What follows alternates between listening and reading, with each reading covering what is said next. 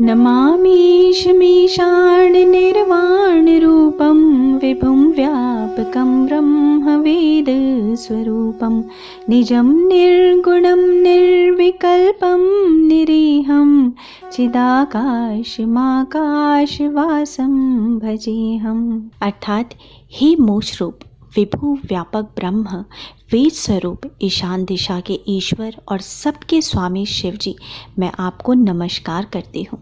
निज स्वरूप में स्थित भेद रहित इच्छा रहित चेतन आकाश रूप शिव जी, मैं आपको नमस्कार करती हूँ। दोस्तों, आज हम बात करने वाले हैं श्रावण प्रदोष व्रत से संबंधित। सावन माह का महीना भगवान शिव शंभू को समर्पित होता है और इस महीने में जो भी भक्त भगवान शिव की पूरी भक्ति भावना से पूजा आराधना करते हैं, अभिषेक करते हैं, भगवान उनकी इच्छा जरूर पूर्ण करते हैं। परंतु श्रावण मास में जब त्रयोदशी तिथि आती है तो उसका महत्व और अधिक बढ़ जाता है।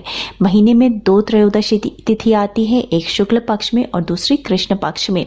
श्रावण मास की पहली त्रयोदशी तिथि 18 जुलाई शनिवार के दिन है और दूसरी त्रयोदशी तिथि 1 अगस्त शनिवार के दिन है। अर्थात इस बार श्रावण में शनि प्रदोष व्रत का संयोग बन रहा है, जो कि अत्यंत शुभ है। प्रदोष व्रत को बेहद कल्याणकारी माना जाता है और इस व्रत को रखने से जीवन के सभी कष्ट दूर हो जाते हैं। खासकर श्रावण मास में अगर आप प्रदोष का व्रत करते हैं तो भगवान भोलेनाथ आपकी समस्त मनोकामनाओं को पूर्ण करते हैं।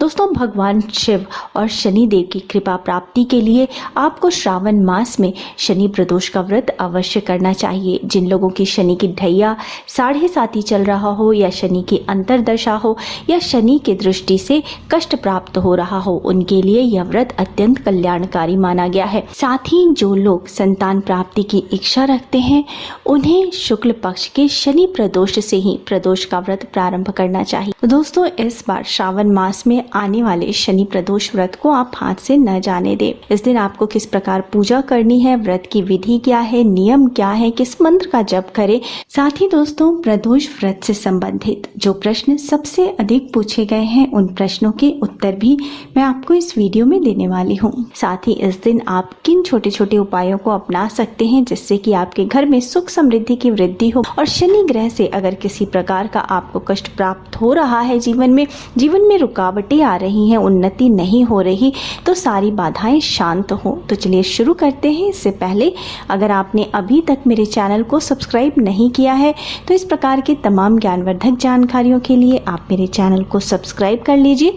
वीडियो अच्छा लगता है तो लाइक कर दीजिए और फैमिली एंड फ्रेंड्स के साथ शेयर कर दीजिए। दोस्तों, जैसा कि आप सभी जानते होंगे कि माह के त्रयोदशी तिथि के दिन प्रदोष का व्रत किया जाता है, जो कि भगवान शिव को अत्यंत प्रिय है। इस व्रत को करने से भगवान शिव समस्त मनोकामनाओं को पूर्ण करते हैं। तो महीने में 2 त्रयोदशी तिथि आती है, एक शुक्ल पक्ष में और दूसरी कृष्ण पक्ष में। और इस बार सावन के महीने में जो पहली त्रयोदशी तिथि आ रही है वो आ रही है कृष्ण पक्ष में 18 जुलाई शनिवार के दिन, और जो शुक्ल पक्ष की दूसरी त्रयोदशी तिथि होगी वो होगी 1 अगस्त शनिवार के दिन। तो दोस्तों, अगर आप शनि प्रदोष व्रत करना चाहते हैं तो आपको नियमों का पालन एक दिन पहले से ही करना चाहिए। एक दिन पहले ही सर धो के नहा ले, अपने व्यवहार को सात्विक रखें, क्रोध ना करें, झूठ ना बोलें, किसी का दिल ना दुखाएं, सात्विक भोजन करें, भगवान शिव का नाम लेते रहें, ब्रह्मचर्य का पालन करें। इस प्रकार से मन ही मन प्रदोष व्रत करने का संकल्प लेने के साथ ही जिस दिन त्रयोदशी तिथि है उस दिन सुबह सवेरे जल्दी उठें, ब्रह्म मुहूर्त में उठें, स्नान आदि से निवृत्त होकर साफ स्वच्छ वस्त्र धारण करें। साथ ही दोस्तों, इस दिन अगर संभव हो तो भगवान शिव के मंदिर भी आपको ज़रूर जाना चाहिए। वहाँ पे भगवान शिव को जल से अभिषेक करें, भगवान शिव के सामने त्रयोदशी व्रत करने का संकल्प लें। अगर आप मंदिर नहीं जा सकते तो घर पर ही भगवान शिव की पूजा आराधना करें और पूजा के बाद त्रयोदशी व्रत करने का संकल्प लें, अपनी मनोकामना कहें। अब एक प्रश्न जो बहुत पूछा जाता है कि व्रत में क्या खाएं। दोस्तों, व्रत अपनी शक्ति अनुसार करें। कई लोग निर्जला व्रत करते हैं, अर्थात सारे सारे दिन पानी भी नहीं पीते, शाम को पूजा के बाद ही कुछ खाते या पीते हैं। कई लोग फलाहार करते हैं, अर्थात सारे दिन जो है फल खा सकते हैं। तो दोस्तों अगर आप फलाहार कर रहे हैं तो आप फल खा सकते हैं, साबूदाने का खीर खा सकते हैं, चाय पी सकते हैं, मूंगफली ड्राई फ्रूट्स खा सकते हैं, मिल्क शेक पी सकते हैं। अब कई लोग ये भी पूछते हैं कि क्या मंदिर में जाके पूजा कर सकते हैं? बिल्कुल, आप मंदिर में जाके पूजा कर सकते हैं, लेकिन जहाँ पे आप पूजा करें, अभिषेक करें भगवान शिव की, वहीं पर आप जो है मंत्रों का जप या कथा वहीं पर बैठ करके पढ़ें। मंदिर में जाके पूजा कर ली और घर में आके कथा पढ़ा, ऐसा ना करें। घर में करते हैं अगर पूजा तो घर में कथा पढ़े, मंत्रों का जप भी घर में करें। मंदिर में करते हैं तो मंदिर में ही कथा पढ़े, मंत्रों का जप भी मंदिर में ही करें। दोस्तों प्रदोष व्रत की पूजा जो है वो प्रदोष काल में ही होती है, शाम के समय होती है, सूर्यास्त से 1 घंटे पहले। तो दोस्तों उसके पहले आप पूजा की सारी तैयारी कर लें। शाम के समय पूजा से पूर्व पुनः स्नान करें। स्नान करके साफ स्वच्छ वस्त्र धारण कर लें, अपने पूजा स्थल को आप साफ कर लें।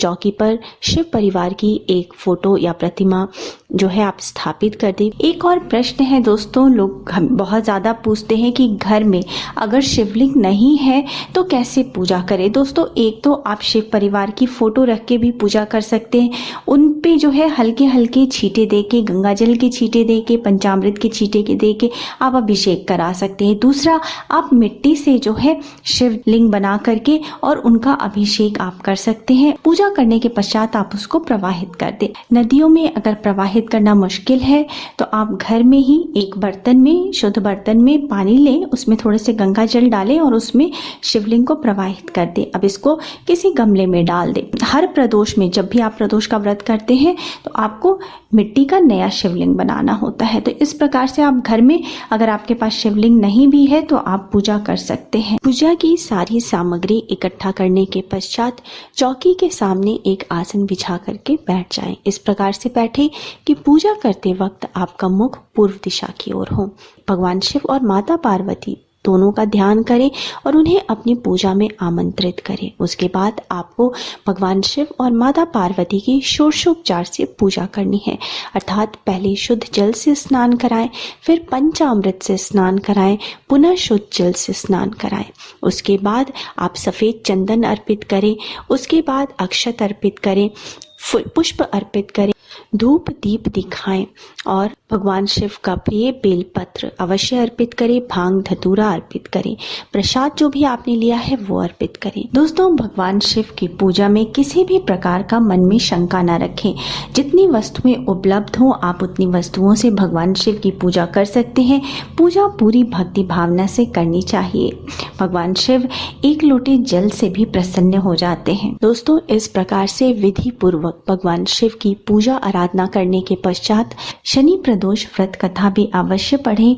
भगवान शिव के मंत्र ओम नमः शिवाय का कम से कम 108 बार जप रुद्राक्ष की माला से करें। शिव चालीसा का पाठ करें। इसके साथ ही चूंकि ये शनि प्रदोष व्रत है तो इस दिन आपको भगवान शनि देव की कृपा प्राप्त करने के लिए दशरथ कृत शनि स्तोत्र का पाठ भी अवश्य करना चाहिए। दोस्तों इसका पाठ करने से शनि द्वारा प्राप्त हो रहे हर प्रकार के कष्टों का अंत होता है।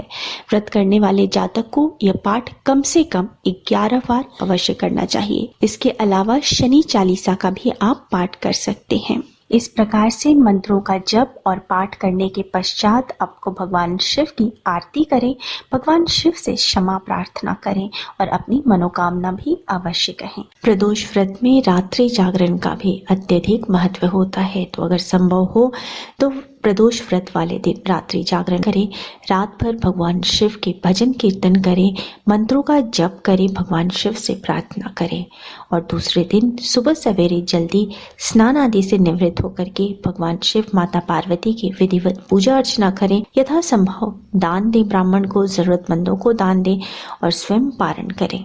दोस्तों जो कि ये शनि प्रदोष का व्रत है तो शनि देव को मनाने के लिए शनि प्रदोष व्रत अत्यंत फलदायी होता है। तो इस व्रत को करने वाले पर शनि देव की असीम कृपा होती है। शनि प्रदोष व्रत वाले दिन सुबह में स्नान करने के पश्चात आप किसी भी शनि मंदिर में जाएं, वहां पे शनि देव के सामने एक सरसों के तेल का या फिर तिल के तेल का एक दीपक प्रज्वलित करें और ये दीपक अगर चौमुखा हो, उसमें 4 बत्तियां लगी हों तो ये सर्वोत्तम होता है। पीपल के पेड़ के नीचे एक दीपक अवश्य प्रज्वलित करें। पीपल के पेड़ में जल अर्पित करें। शनि प्रदोष व्रत वाले दिन काली गाय को बूंदी के लड्डू खिलाएं और गाय के माथे पर कुमकुम कर तिलक लगाकर पूजा करें। प्रदोष व्रत से करके यह उपाय हर शनिवार को भी कर सकते हैं, इससे शनिदेव प्रसन्न होते हैं। साथ ही दोस्तों, शनि प्रदोष व्रत से प्रारंभ करके आप एक और छोटा सा उपाय कर सकते हैं कि आपको करना क्या है कि इस दिन काले कुत्ते को तेल से चुपड़ी हुई रोटी खिलाएं। आपको कभी भी अन्न धन की कमी नहीं होगी, घर में सुख समृद्धि बनी रहेगी। दोस्तों, इस प्रकार से जो भी पूरी भक्ति भावना से विधि पूर्वक शनि प्रदोष का व्रत करते हैं, उनकी मनोकामना भगवान शिव माता पार्वती अवश्य पूरी करते हैं और उन पर भगवान शनिदेव की भी कृपा बनी रहती है। उम्मीद है आपको मेरा आज का वीडियो पसंद आया होगा। अगर वीडियो पसंद आया है तो वीडियो को लाइक कर दीजिए, फैमिली एंड फ्रेंड्स के साथ शेयर कर दीजिए और मेरे चैनल को सब्सक्राइब करना मत भूलिए। मिलते हैं नेक्स्ट वीडियो में। So thanks for now, bye bye.